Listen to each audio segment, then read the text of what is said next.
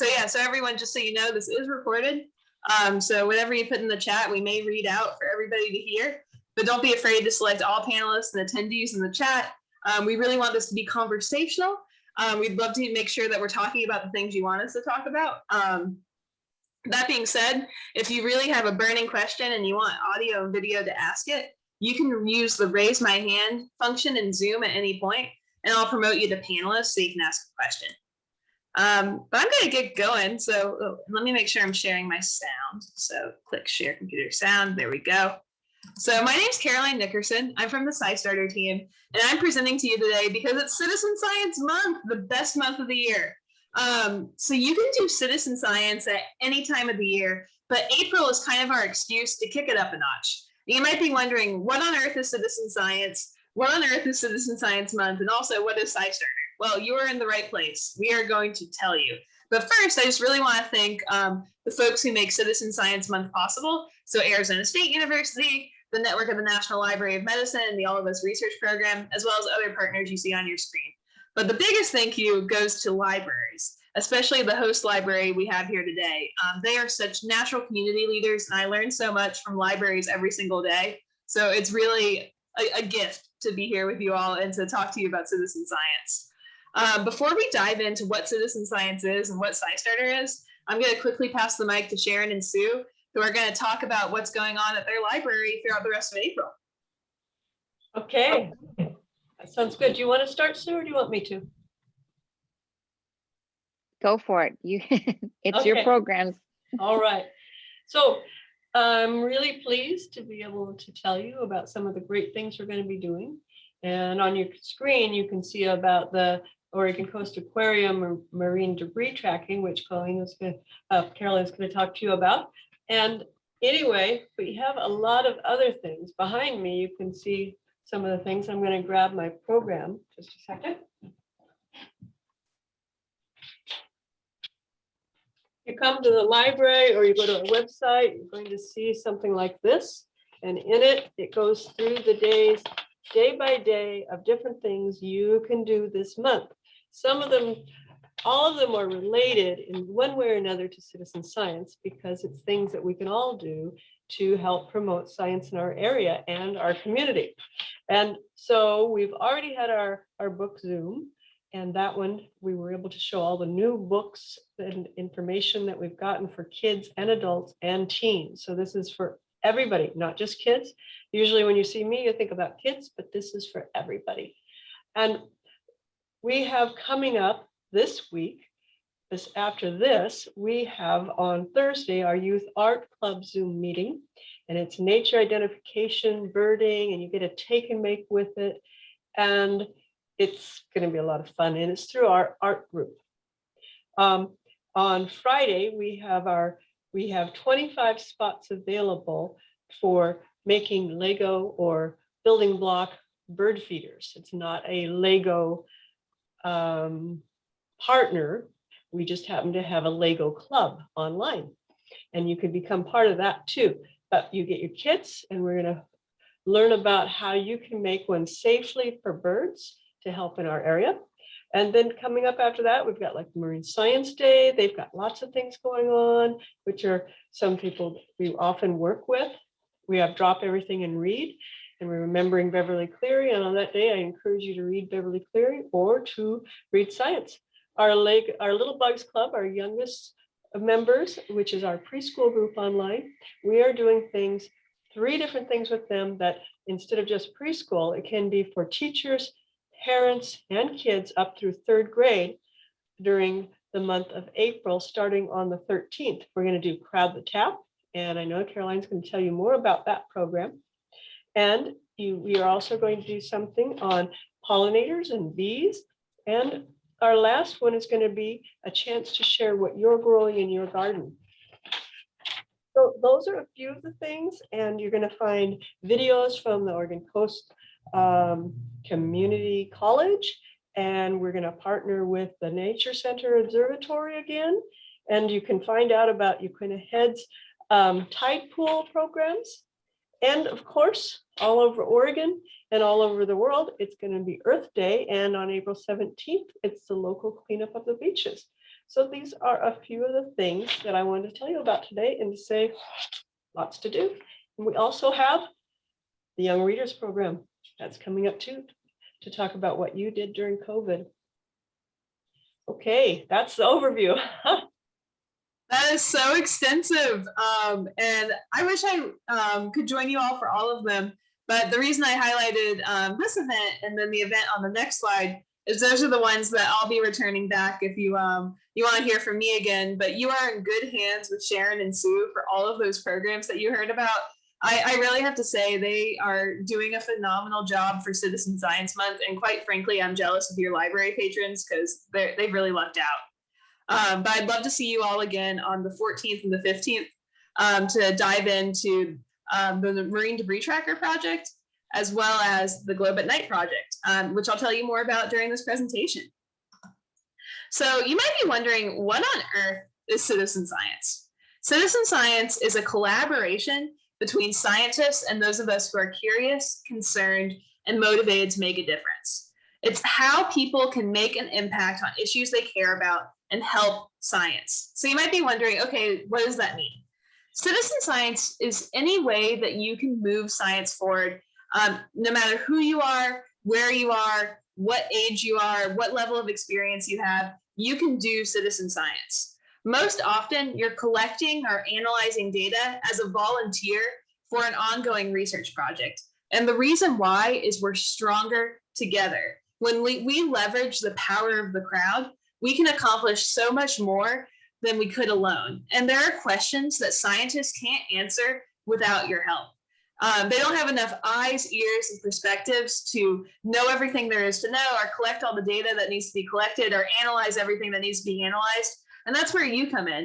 And if you're a person who's passionate or just interested in something, you can put those passions and those interests to work to make a difference with citizen science. And one reason I really love citizen science is the fact that millions of people enjoy science and nature. Whenever I speak to kids, I often say, I didn't like science as a kid, and that is true. I thought of it as something that was memorization and tests, and I was just so scared of it. But then as an adult, I discovered citizen science, and I fell in love with it. I realized that science is a way of thinking. So even when I talk to adults now who are interested in citizen science, I tell the word science tends to scare them because it takes them back to the 10th grade.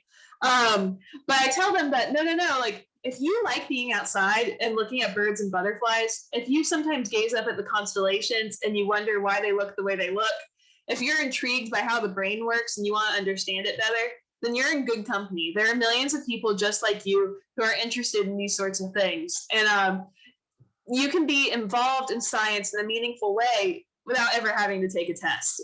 You can be involved in science in a meaningful way without having an advanced degree. Anyone can volunteer and become a citizen scientist.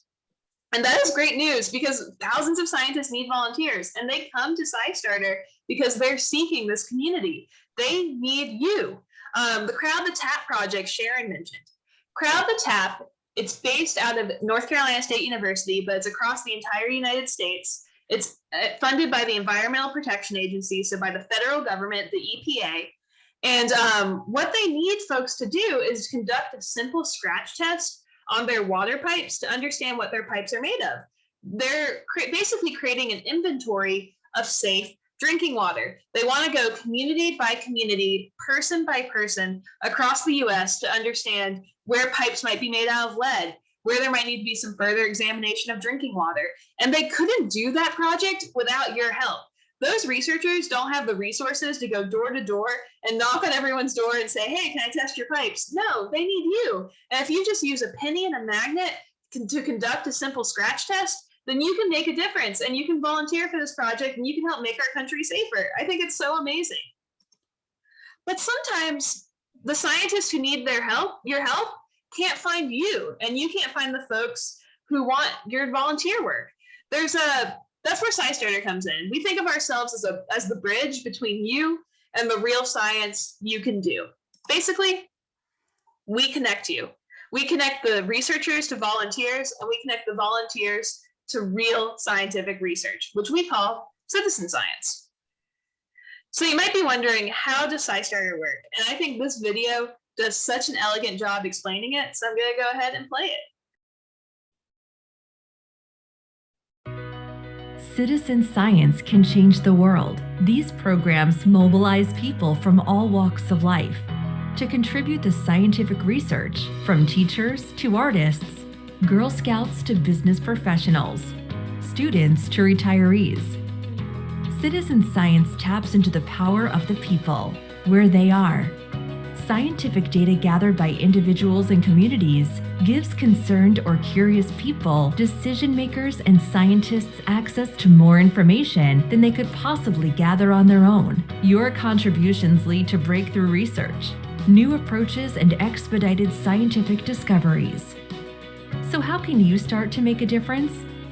SciStarter makes it easy to find the perfect project for you. With a database of more than 3,000 citizen science projects to choose from, you can search by topic, location, age level, and more. Anything that sparks your curiosity is a mere click away.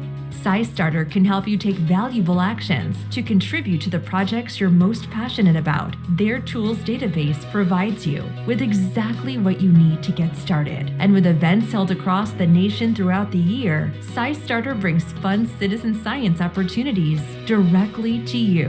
Visit the SciStarter website to begin exploring the possibilities of scientific participation and create a personal account to receive project suggestions tailored especially for you. Together with SciStarter, we can all play a part in scientific research that can change the world for the better.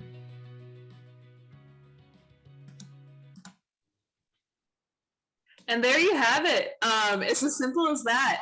SciStarter connects you to thousands of opportunities to turn your curiosity into impact. Projects, events like this one. This was listed on SciStarter, and different tools. Some events are global. You can do them from anywhere on Earth. Some projects are hyper local. They might be focused on one particular stream in one particular area. Some projects focus on the brain. Some projects focus on biodiversity, the distribution of different plants and animal species.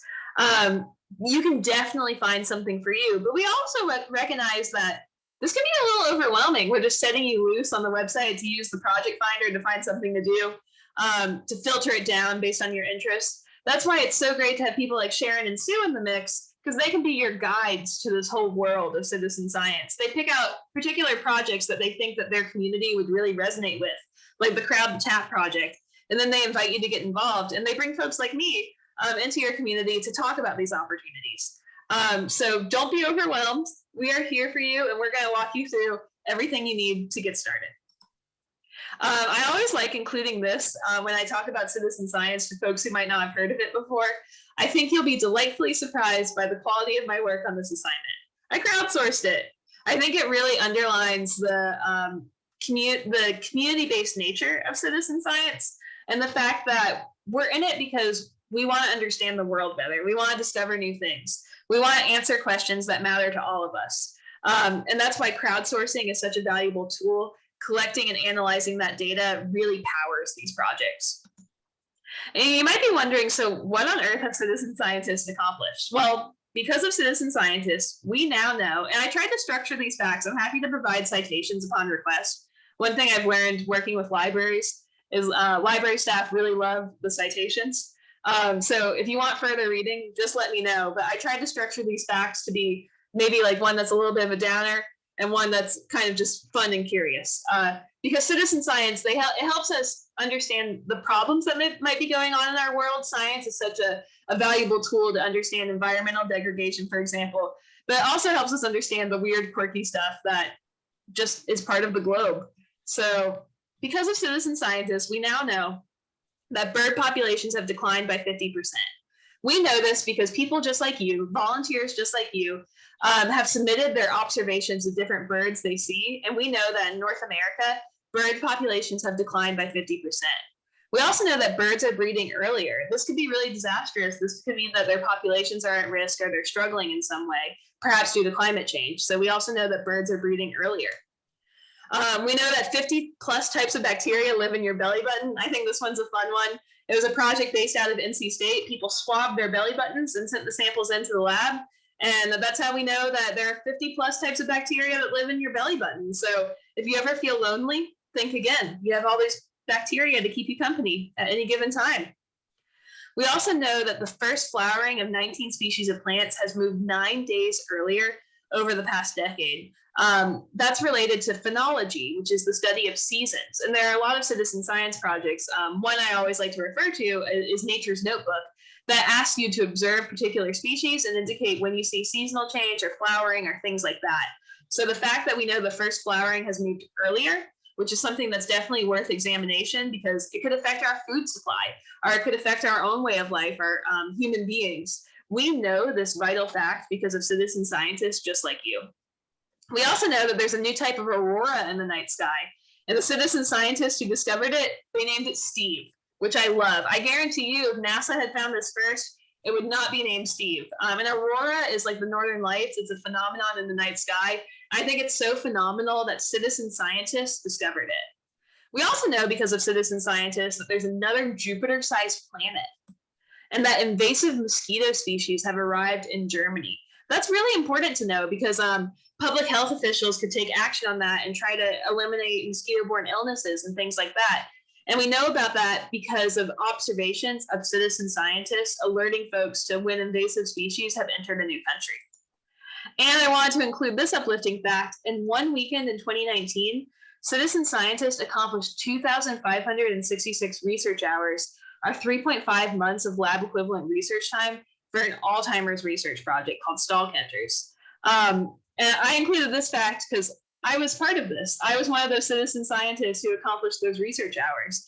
I think it's so amazing that we were able to answer a research question about Alzheimer's disease just by playing an online game that allowed us to analyze blood vessels. It just really shows the difference we can all make and the way we can meaningfully be a part of this research.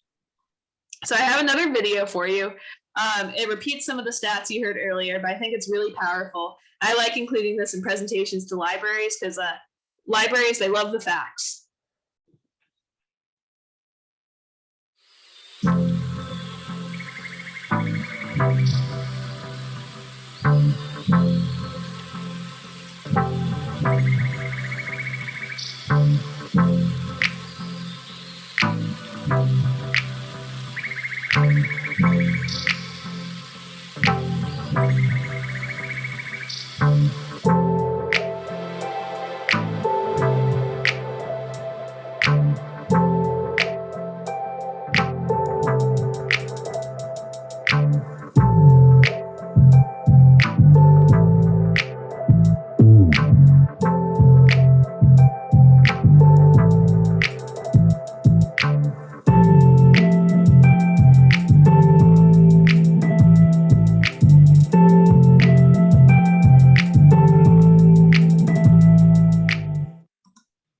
I think you saw on the past slide that citizen science isn't just wildlife, but I know the nature projects tend to resonate with a lot of people, but it's such a powerful tool for understanding the world. And I feel so privileged that I get to be a part of it.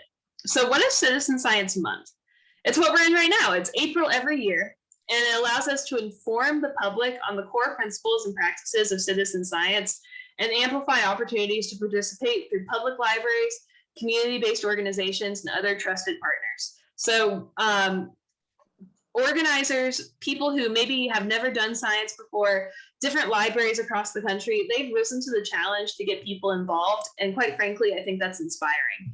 It used to just be a day, but then we got feedback at SciStarter that it was too much fun just to be a day, and they wanted it to be a whole month. And I wanted to include this slide on the screen because in 2019, the Los Angeles Public Library did more Alzheimer's research than anyone else in the world. So I really would love to, especially with you all, you already have so many events planned for your library in Oregon. I would love to see you all accomplish more research than anyone else. I really think you can do it.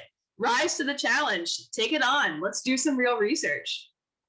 And a great way to do this is through the Network of the National Library of Medicine SciStarter page. So if you go to scistarter.org/NLM, you can make your SciStarter account, access a tutorial and introduction to citizen science in English and in Spanish, and find other featured projects, including some of the ones I'm going to tell you about today. So this page is a tool that I think you all could leverage as you go on your Citizen Science Month adventure. And I also wanted to mention this because the All of Us research program is a really pivotal part of Citizen Science Month. So there are a lot of different featured projects. And one of the most important that makes the rest of Citizen Science Month possible with their support is the All of Us research program. So if you go to joinallofus.org/NLM, you can take part in an exciting precision medicine initiative by contributing surveys or contributing your own samples like blood and urine to the All of Us research program. So you might be wondering, well, what is precision medicine? Precision medicine is an emerging approach for disease treatment and prevention that takes into account the individual variability in lifestyle, socioeconomics, environment, and biology. So basically, it's a radical shift in how each of us can receive the best care possible based on our unique makeup. And it's not science fiction. There are already some examples of precision medicine that you probably see in your own life, like the glasses I'm wearing right now. They're prescribed to me. They match my eyes precisely. Other people probably wouldn't be able to see with them. Same with insulin pumps, blood transfusions, and hearing aids. They're all personalized to people to make sure they can help them. The All of Us research program, through collecting different samples and survey data, wants to expand this approach to all different types of medicine, to end one-size-fits-all medicine and make sure everybody gets the right treatment that they need for whatever they need. And I can provide this blog post in the chat after I'm done, but I really think it's amazing how they're trying to get 1 million volunteers to revolutionize medicine, and you all are invited to participate. Maybe you'll do one of our other featured projects like Marine Debris Tracker and Globe at Night, in addition to All of Us. But I really would urge you all, and I invite you all to sign up for the All of Us research program via joinallofus.org/NLM. And I'm just really grateful to them for the support they provide for Citizen Science Month. So we also have this guide. I've shared it with Sharon and Sue, the Library and Community Guide to Citizen Science. And one reason I put it up on this slide is I think that this picture in particular shows the intergenerational nature of citizen science. So you can do citizen science on your own as an adult. I do the Great Sunflower Project. I have one of my worksheets right here for it. I do that pollinator project by myself all the time, and I'm 26. But you can do citizen science as a kid with a trusted adult. Or you can do, this is a picture of a young boy doing citizen science at his local library. This is in Gilbert, Arizona, and he's doing the iNaturalist project. The iNaturalist is a project, you can discover it on SciStarter if you'd like, where you take pictures of different plants and animals you see, and you identify them to the best of your ability. And by doing that, you're helping researchers understand the distribution of different species. And this can help them answer questions about whether certain species might be in trouble or whether invasive species may have entered a particular place. And one of my favorite iNaturalist sub-investigations is called Never Home Alone. They invite people to take pictures of the bugs they see in their house. I do this one a lot because I live in Florida and we have lots of roaches. The Never Home Alone project, believe it or not, indoor biodiversity is really understudied. So they're trying to get a handle on that, assess it, and you can be a part of that by sending in your observations of your 6-legged or 8-legged roommates. Before we get into more Citizen Month specific stuff and project examples, I'm going to stop sharing there, and because I saw someone said something in the chat. So let's see. Jed says, I think the Parkinson's pill bottle developed through crowdsourcing via TikTok is a good example of results of public collaboration. That sounds like a really interesting example. I'll have to take a look. If you have any questions at this point, by the way, feel free to chime in the chat or raise your hand. I'm going to quickly ask Sharon and Sue, do you all have any questions so far? I don't. I've been playing around with the iNaturalist app on my phone, and it's been a lot of fun taking pictures of the vegetation that we have around our house and putting it in and finding that it's in there and the names. And so that's been a lot of fun. That's awesome. What's the coolest thing you've seen so far? Well, just a really cool mushroom that was on a tree, and it's a really hard one. It's not one that you would eat. It'd be more like for teas, and it was really neat to find the name of it on the app. That's awesome. Sharon, do you have any questions so far? So I'm thinking that, like, for our Crowd the Tap and our pollinators group and our bird watching through the art, that the thing to do is to find the right app for them ahead of time to try out. Is that right? And does it have to go through the All of Us research, or is it everything go through that? All of Us is a separate project. So there are a bunch of different projects out there. And All of Us is one of them. And I wanted to give them in particular a shout out because they've been such a big part of Citizen Science Month. I'm going to quickly share my screen and show you all. So the iNaturalist project, that's where you contribute your observations of different plants and animals. Here's one from your area in Oregon. Someone contributed an observation of a Pacific razor clam. And the reason it's marked research grade is it was verified by multiple folks, the idea of it. And now researchers can use it to understand the distribution of this particular species. Very So cool. iNaturalist is one of the ongoing projects out there. I'll show you all Never Home Alone really quickly because I just think it's so cool. The wildlife of our homes. So this is people, oh my gosh, over 3,000 people have contributed over 20,000 observations of different species worldwide. Let's go to Oregon. Let's see what people are seeing in their homes in Oregon. Okay, looks like there have been some contributions in Portland. All right, let's do this one from Oregon City. Someone found a brown marmorated stink bug in their home. I love the description here. In studying life, scientists have overlooked many regions. Some regions have not been studied because they are so remote. Others because they are so diverse that it's hard to know where to even begin. Then there is the great indoors, which we believe has been understudied in part because it is so immediate. So that's my challenge to you all. Start taking pictures of the different plants and animals that you discover in your own home. And so that with what we've talked about so far with All of Us, with iNaturalist, these are all different projects that you can discover on SciStarter. There are thousands of projects on there. We have over 100,000 community members, and I totally understand that this can be overwhelming. So feel free just to stick to the ones that are on the NLM page, our featured projects for the month, as well as to the projects that Sue and Sharon are pointing you to. We have a question in the chat. Sarah wants to know, I've heard some people using community science instead of citizen science not be excluding to people who are not US citizens. What are your thoughts on this? So at SciStarter, we will work with people who call it whatever they want as long as it's science. So I work with a library that calls it neighborhood science. I work with folks that call it public participation in scientific research. I work with folks that call it community science, citizen science. As long as they're doing science, we are good with them and we are excited to work with them. And as long as they're meaningfully involving the public in a way that really matters, through either collecting or analyzing data or just volunteering to move science forward in some way. I will say that it's called citizen science globally. That's been like the global consensus. That's what the United Nations refers to this field as.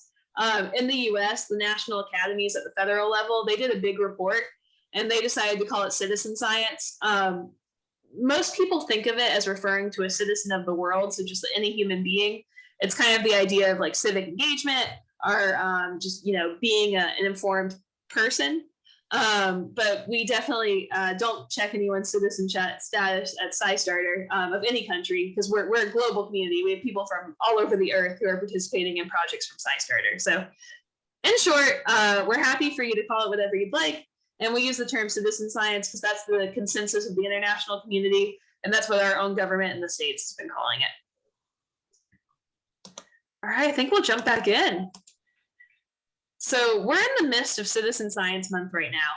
And one thing I really want to emphasize is you can join from anywhere. So you could do it from your own community. You can do it from your home. You can do it outside. You can do it in a city. You can do it in a rural area. You can do a citizen science project from anywhere.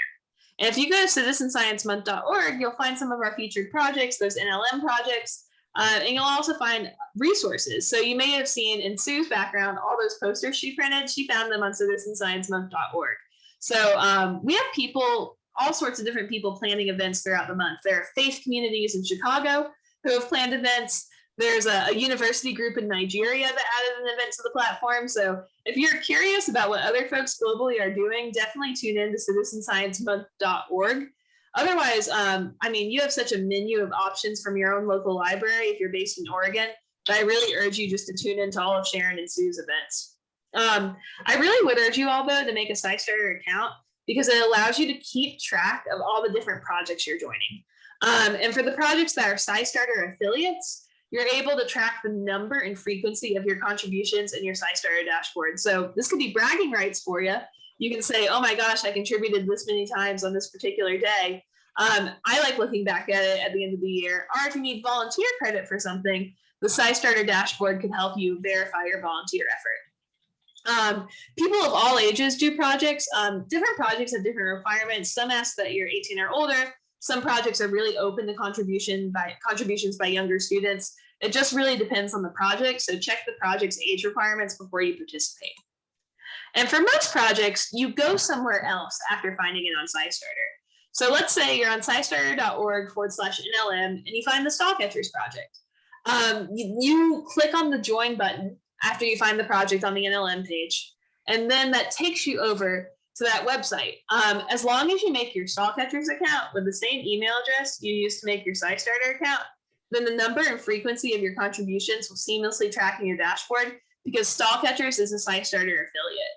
I really want to make it clear that not every project is a SciStarter affiliate. Only 100 or so have gone the extra mile to do that. But the ones that have, they kind of get the extra stamp of approval from SciStarter because they're really committed to engaging the volunteer community. Because all sorts of folks add projects to SciStarter. I mean, we do a basic level of checking before we add it to make sure that they're being honest about your data and doing it for good things. But for the affiliate projects, we're in a more formal partnership with them, and we know that they are communicative with volunteers, they reply to you, all that good stuff.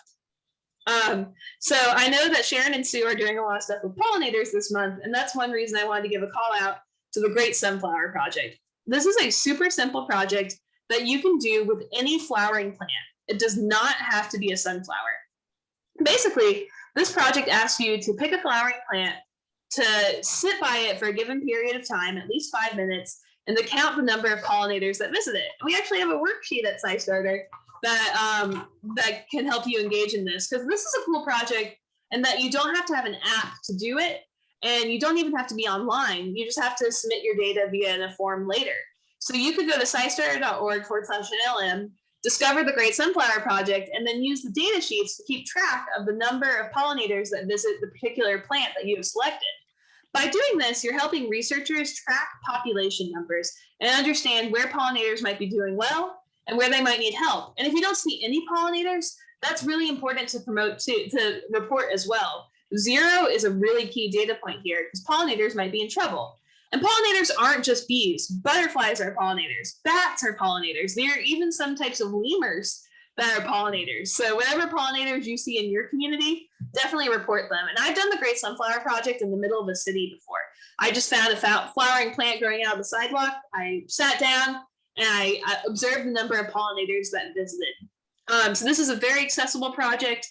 You don't need the internet, you just need your data sheets, and you can submit it later via an online form. So I really urge you all to participate in this one, and you can find it on the scistarter.org/NLM page. There's, I think I see some action in the chat, so I'm gonna stop sharing there. Okay, yes, teens, their volunteering helps their academic resumes. That is so true. And for your local library, for the Waldport Public Library, they're creating so many kits related to different citizen science projects that they can help you, especially if you're a teen, keep track of your volunteer work. So I just want to urge you all to do that and to keep in mind that opportunity. There's also the Stall Catchers project. They're asking you to play a game to accelerate Alzheimer's research. I think the best way to demo this one is just to show you. So I'm on the scistarter.org/NLM page. I've already made my SciStarter account, so that box has disappeared for me to make my SciStarter account. There's that tutorial in English and Spanish. If I want to explore it, I can. And then I find my featured project, the Stall Catchers project. I can read the description later, watch the video if I want, read some step-by-step instructions in case I get confused. I'm going to go participate in Stall Catchers. I'm going to join this team. So anyone can make a Stall Catchers team. Basically, that it's just a way that the researchers have tried to make this more fun. So you might be wondering what you're looking at. This is a video of a mouse's brain. And the video plays on a loop. And these researchers, they're based out of Cornell University in partnership with the Human Computation Institute. They want to answer particular questions about blood flow and Alzheimer's to help speed up the search for a cure. So they have all these different data sets that volunteers from around the world analyze. And they analyze it by making simple annotations about blood flow. indicating whether or not the blood vessel that is circled for them is stalled or flowing. We know a blood vessel is stalled when we see a persistent black spot in the flow of white that doesn't move. We know it's flowing when that's not the case, when there's a black spot but it's moving, or there's no black spot at all. And we're supposed to look at the flow of white, the blood vessel, that most closely matches the shape of the circled area. So I sometimes slow it down a little bit so I can really look into it and figure out if the blood vessel's stalled or flowing. And I've played a lot of stall catchers, so I'm kind of on the more advanced side of the spectrum these days. One thing that I wondered when I first started was, why don't computers just do this? And the answer is computers aren't good enough yet to do this without human help. The stall catchers game still needs your eyes to make these annotations. What computers can do, though, is they can rank your contributions. So basically, as you play stall catchers, the more often you play, the higher your contributions are weighted. And the more often your contributions agree with the rest of the crowd, the more they get an accuracy score. So I think this blood vessel is flowing, just based on what I've seen. And it says correct, but basically what it means is that the majority of other people thought it was flowing as well. So it was marked as correct. They're leveraging the power of the crowd to come to a right answer.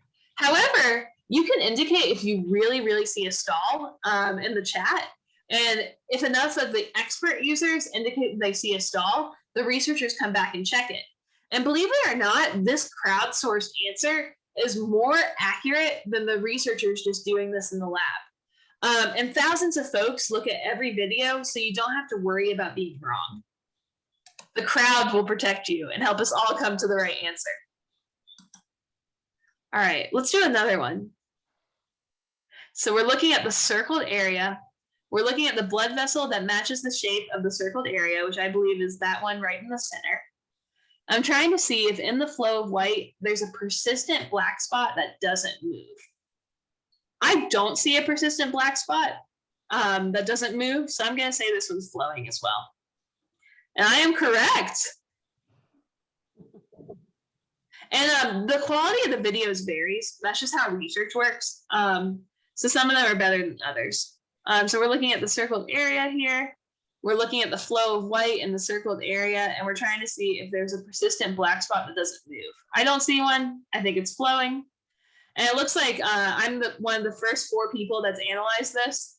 I played way too much stall catchers. They've ranked me way too highly now. All right. I'm looking at the circled area, the white flow in the circled area. This is definitely flowing. I am getting some bad videos. I'm trying to get a good one for you all so I can have you all vote in the chat about whether or not you think it's stalled or flowing. I think this one's flowing as well. Okay, here we go. Here's a good one. All right, now I'm gonna have Sue and Sharon vote for me. So we're gonna play this on a loop for a few times. We're looking at the circled area. We're looking at the white flow, the flow of white that most closely matches the shape of the circled area. And we're trying to see if in this circled area, in this flow of white, there are any persistent black spots that don't move. Sue and Sharon, what do you think? Do you think we have a stall or a flow? I'll zoom in a little bit to try and make it easier.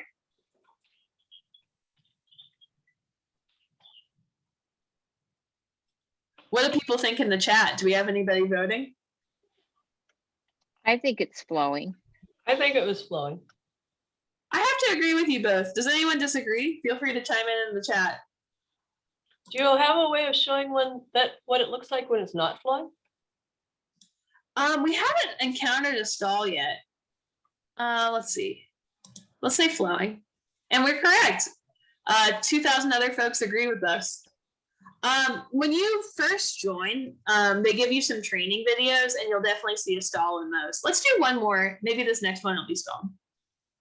Oh, it's another bad video. I progressed too far. This one's probably flowing. Okay, let me just watch this one really quick. I would definitely say flowing. All right, let's do one more as a group. So we're looking at the circled area, and we're looking at the flow of light that most closely matches the shape of the circled area. I think we may finally have, oh no, I think those black spots look like they're moving. This is flowing too. And everybody agrees. 16,000 other people agree. But you'll definitely see a stall when you first join. And if you're interested about the particular research question you're answering, the stall catchers team is really good about telling in the blog, telling you like what you've been analyzing. So definitely read the about page. You can learn more about the community via the blog and the forum. And they really have a beautiful community. Like there are some people where their friends and family were impacted by Alzheimer's. So they play this game because it means a lot to them and helps them make a difference. And it's just really moving to me that I'm participating alongside people in Lithuania and people in Nigeria. And I've actually made friends in the chat box through that. So it's a really empowering community. And I'd love if you all got involved. And if you made your own stall catchers team, anybody can make a team. I'm going to change the team that I'm on. Let's see. Who do I want to join? Anybody can make a team. Different libraries have made them. Like the San Miguel library has one. There are some people that have silly names, like Angels of Glory was one team I saw. There's an Austrian team. So if you want to make a team for your library, you can really make a big difference with this. Broward County Public Schools made a team. It's a really cool group. I'm going to stop sharing here and see if anybody has any questions about stall catchers.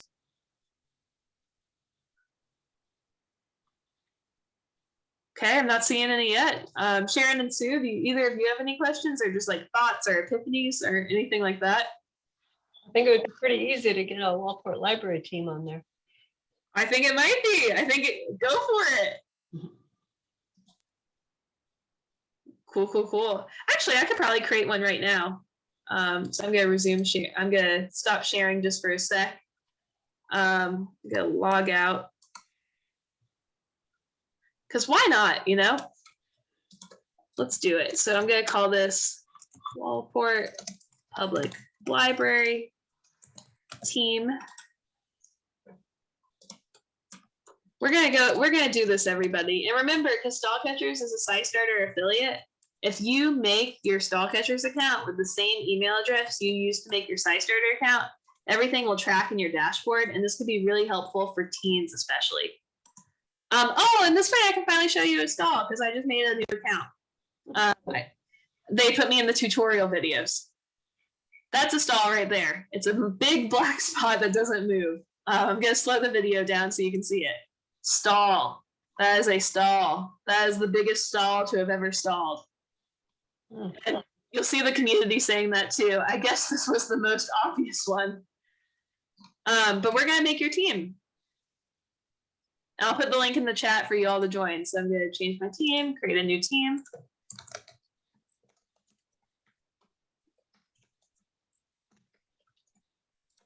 Our description will be, let's catch those stalls, Oregon. And your league, let's put you in. We won't put you in the league for now. And I won't give you a logo just yet. I can come back and give you your logo later with your library logo. All right, so I just added the link. I made a link. I'm going to put it in the chat. If you all click this link and sign up for your Stall Catchers accounts via this link, you will all be on the Waldport Public Library team. And all of the points you get for participating in Stall Catchers will all go to your team score.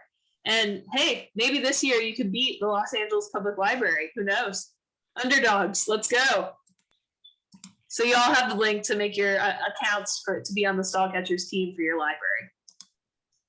Another project I wanted to give an example of is Land Loss Lookout, because I think it shows the diversity of citizen science. Land Loss Lookout is a project where you can classify different pieces of satellite data to help monitor land loss in the Mississippi River Delta. And this is a really cool project because you can participate anywhere in the world, but you're specifically helping people who live on the Gulf Coast of the United States who are losing their homes and their livelihoods to land loss. So that could be sea level rise and other factors. This project is asking you to help researchers by classifying satellite data to help them understand why the land loss is occurring and where it's occurring. So that's just one example of another project that you can do from home to help solve a particular problem. There's also the IC Change project, which I think is really cool because it's one of those projects that asks you to take observations, much like iNaturalist. Basically, they want you to tell them the impact of weather and climate on your daily life. If it rains a lot, tell them. If it's particularly hot outside, tell them. And the thing about IC Change is they want you to contextualize it based on what you understand about your local community. So if it's uncommonly hot for that time of year, give them that context. If it's raining way less than it usually does, give them that context as well. They want to understand how weather and climate are changing all around the world. And the IC Change project, they group observations together to draw real insights about the lives we live. They pair the qualitative data that you're giving them, the words, the pictures, and the impressions and the analysis with quantitative data that they get from NASA satellites or from local sources like rainwater measurements. And all of this paired together can make a big difference for resiliency planners. They've done really amazing work in the city of Miami on flood mitigation and in New Orleans on extreme heat. And in California on drought. So your community, if you contribute enough to IC Change, could be next to help contribute to solutions for a more resilient world. And now, this is one of our featured projects, and I'll be joining you again on the 14th to talk about it, the Marine Debris Tracker Project. You can discover it on scistarter.org/NLM. Basically, it's an app. You download it to help fight plastic pollution. You can go outside and participate in a cleanup and then monitor what you're cleaning up. You say, I picked up this many water bottles, or I found this many bottle caps, or this many tin cans. And by doing that, by saying what trash you find, like cigarette butts, for example, you help researchers understand hotspots of particular types of pollution. And you're supposed to contribute anywhere in the world because they want to trace maybe something that folks find in Kansas to pollution they find on the Pacific Northwest. They want to understand patterns of litter, patterns of plastic pollution, patterns of trash to identify these hotspots and make a difference. So if you download the app, participate in a cleanup, and log what you're cleaning up, you can make a big difference in the Debris Tracker project. I'll show a video on that in just a second. There's also the Globe at Night project, which is really, really cool. If you are intrigued by constellations in any way whatsoever, the Globe at Night project is a great project to get started with because all you need to participate is your own 2 eyes, though you can use special equipment like a sky quality meter. And the Globe at Night project wants you to go outside, look up, and describe how many stars you can see in a particular constellation. By reporting that data, you're helping researchers understand if your view of the night sky has been obscured by light pollution. And believe it or not, light pollution is a really serious problem. Light pollution impacts our circadian rhythms, our ability to sleep. It impacts animal migrations in different ecosystems. It has big implications for all life on Earth. So, we love looking up in the night sky because it's beautiful, but the Globe at Night project also wants to understand really pressing problems. And if you don't have any light pollution in your area, that's a really important data point as well for comparison. So definitely participate in the Globe at Night project for that. I'm going to stop sharing for a sec because I think some questions came through. Yes, if you're doing a beach cleanup, and I think your library is on April 17th, the Debris Tracker project is a great, great, great project to do. So these 2 projects, you guessed it, they are available on scistarter.org/NLM, and they are SciStarter affiliates. So if you follow all the instructions on this page, you'll be able to participate. I think we have some time, so I'm going to quickly show you a video created by the main researcher for the Debris Tracker project.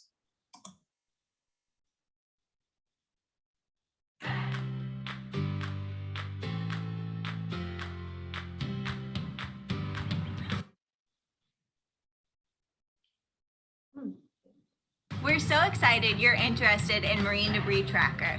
My name is Catherine Youngblood, and I'm a research engineer with Jan Beck Research Group at the University of Georgia New Materials Institute. We study upstream solutions to ocean plastic pollution.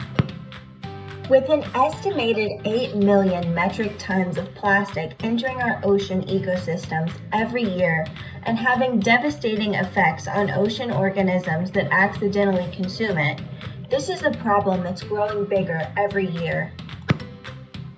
We're passionate about preventing plastic pollution in our oceans and waterways, which is why we created the Marine Debris Tracker app with help from NOAA, the National Oceanographic and Atmospheric Administration, almost 8 years ago. With the Marine Debris Tracker app, thousands of citizen scientists from countries around the world have tracked over 1.5 million items of litter so far. Citizen scientists just like you are helping us create a bigger picture of the plastic pollution problem by tracking trash wherever you are, in cities, near rivers, out in the mountains, or cleaning up a beach.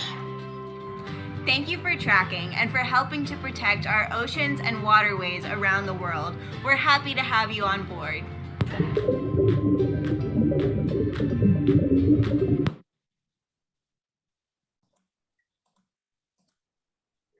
I think that project is so much fun. And I'll show you a video from the Globe at Night researcher as well, just because I think it's really cool what they do with that project. So let me make sure I'm sharing my sound. There we go. All right. Globe at Night is an international campaign to raise awareness of the impact of light pollution by having citizen scientists measure night sky brightness and submit their observations from their own computer or mobile device. The data is used to monitor levels of light pollution around the world, as well as learn about the impacts of light pollution on energy consumption, plants, wildlife, and human health. Globe at Night campaigns are held each month, span 10 days, and take place when the moon is not up. You can participate by going to globeatnight.org/webapp on your smartphone. Measurements should be taken more than 1 hour past sunset. The first step is to record when your observations were made. The second step is to record where your observations were made. The third step is to locate the current constellation of the month and select the chart which best represents the faintest stars visible in that constellation. The fourth step is to record sky conditions at the time of observation. For example, was it clear or cloudy? The fifth step is optional. You can input data from a sky quality meter if you have one. The final step is to click Submit to send in your data. Your data will then be visible on the Globe at Night data map, and you will have access to it to use for science projects. Scientists worldwide, thank you.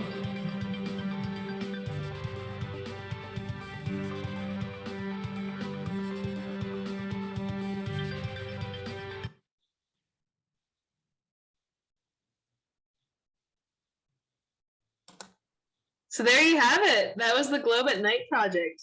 And you can find both of those projects that we just talked about at scistarter.org/NLM. And I'll be joining you again to talk about them on April 14th and the 15th. But I know that Sharon and Sue have so many other activities planned for you all during Citizen Science Month. So honestly, you could have something to do every single day if you wanted to. It's so exciting what you can discover with citizen science. So I can't wait to see you all again on April 14th and the 15th to talk about Marine Debris Tracker and Globe at Night.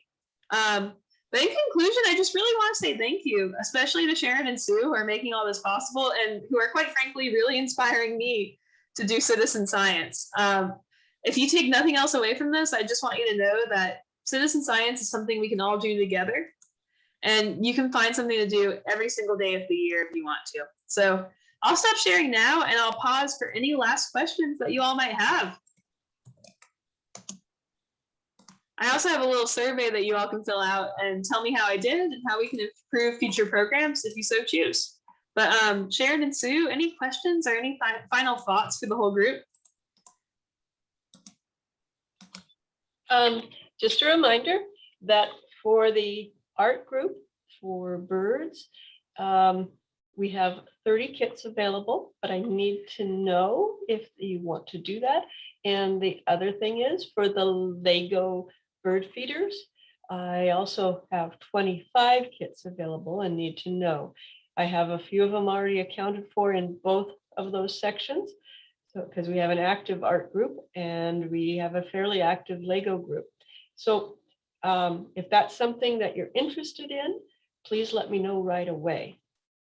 So you can call us at the library or you can message me and go to our website. I'll leave our email here.